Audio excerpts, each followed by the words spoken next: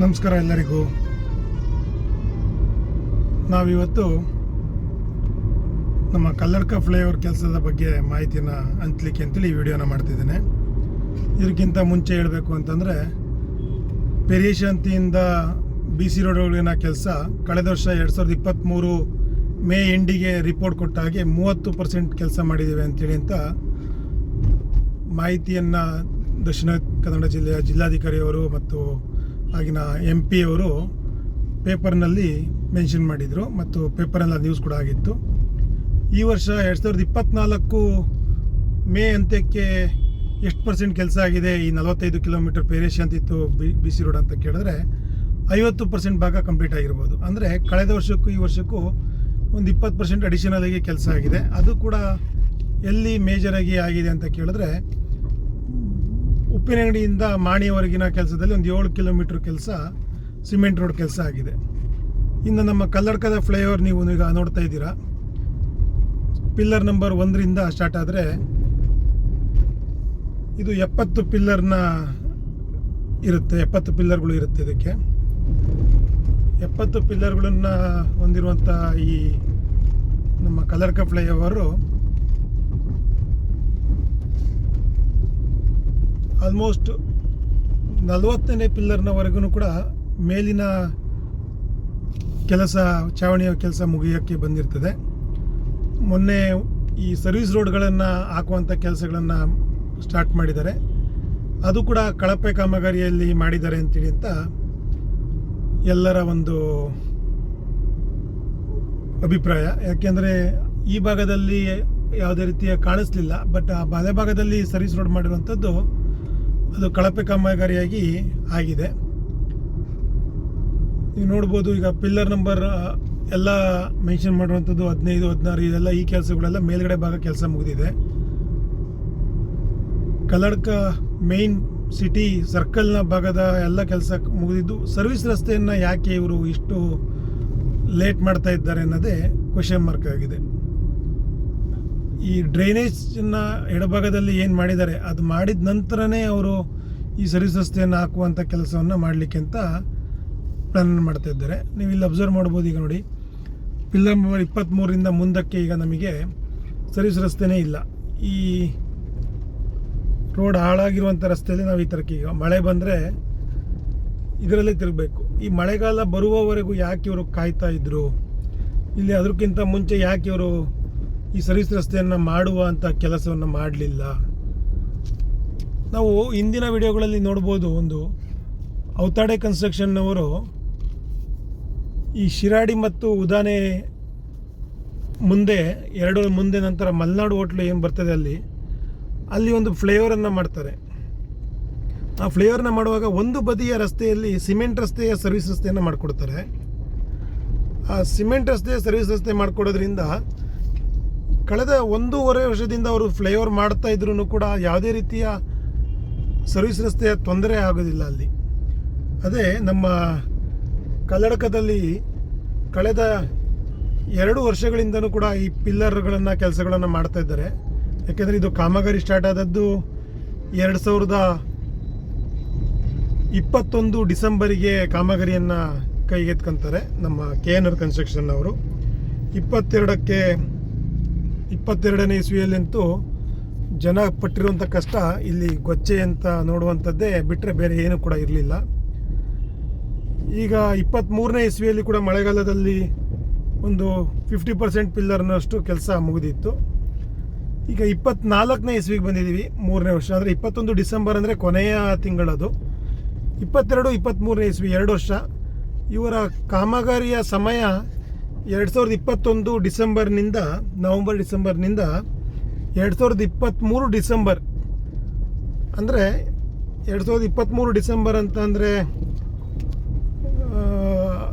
2 ವರ್ಷದಲ್ಲಿ ಮುಗಿಸ್ಬೇಕಾಗಿತ್ತು.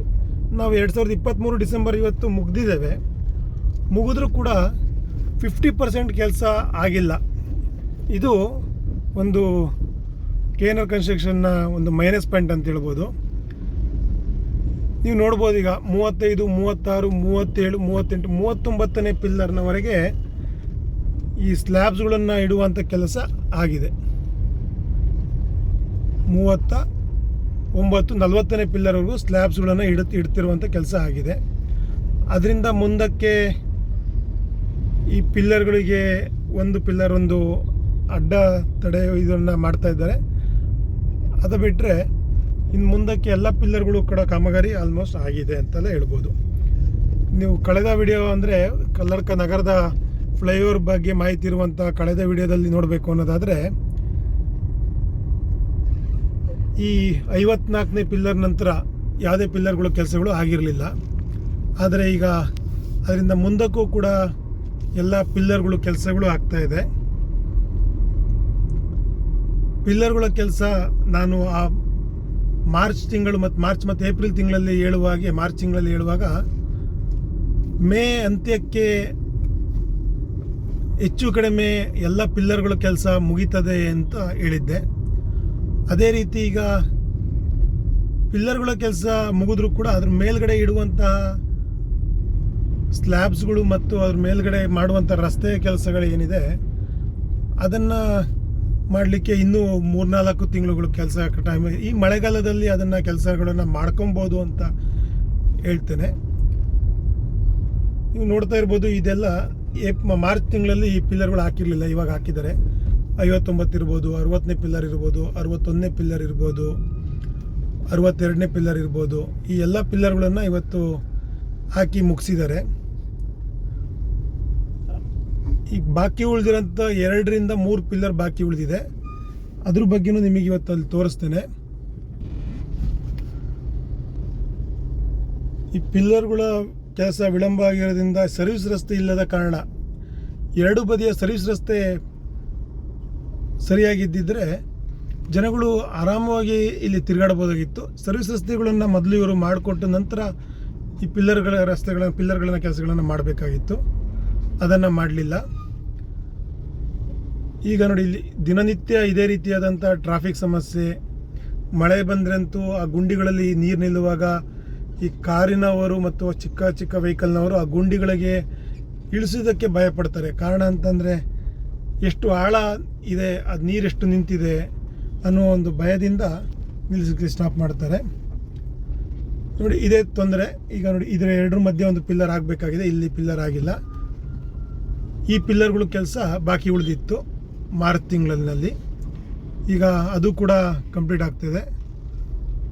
65ನೇ ಪಿಲ್ಲರ್ ಬಾಕಿ ಉಳಿದಿರುವಂಥ ಕೆಲಸ. 66ನೇ ಪಿಲ್ಲರ್, 67, 68 ಎಲ್ಲ ಕೂಡ ಕಾಮಗಾರಿ ಆಗಿದೆ.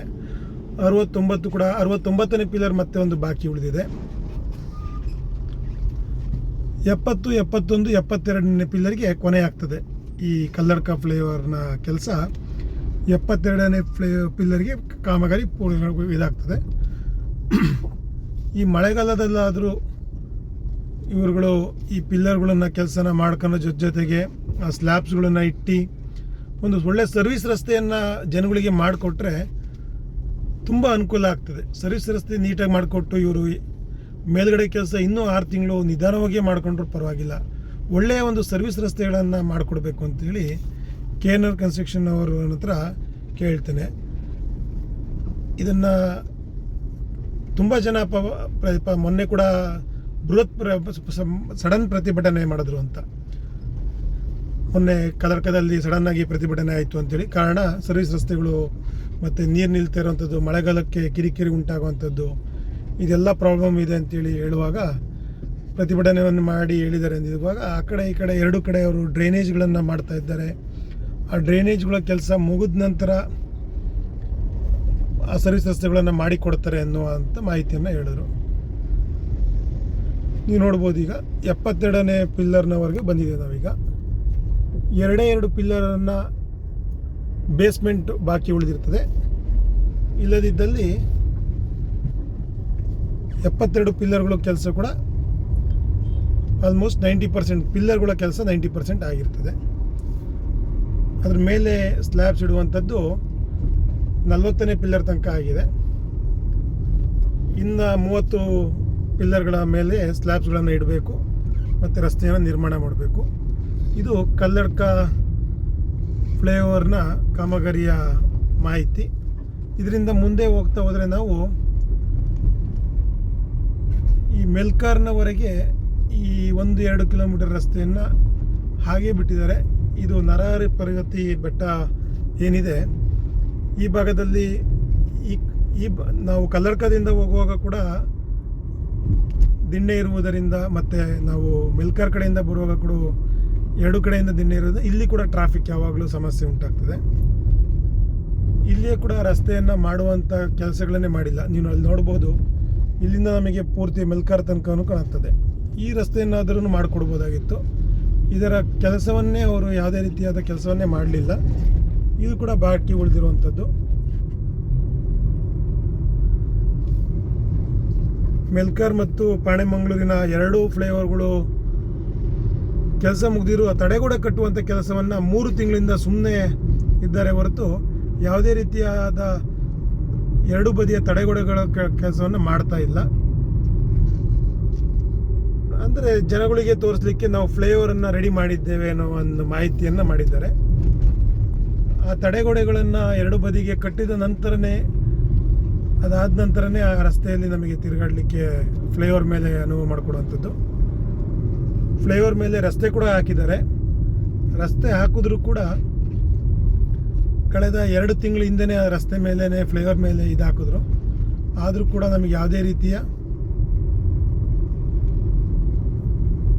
ಉಪಯೋಗಕ್ಕೆ ಬರುತ್ತಾ ಇಲ್ಲ. ಅದು ನಾವು ಅಂದ್ಕೊಂಡಿದ್ವಿ ಈ ಫ್ಲೈಓವರ್ ಕೆಲಸ ರಸ್ತೆಯನ್ನು ಹಾಕಿದ್ದನ್ನು ನೋಡುವಾಗ ಜೂನ್ ತಿಂಗಳಿಗೆ ತಡೆಗೋಡೆಗಳನ್ನು ಕಟ್ಟಿ ಈ ಫ್ಲೈಓವರ್ಗಳು ನಮಗೆ ಓಡಾಡಲಿಕ್ಕೆ ಬಿಡ್ತಾರೆ ಅಂತ ಅಂದ್ಕೊಂಡ್ವಿ.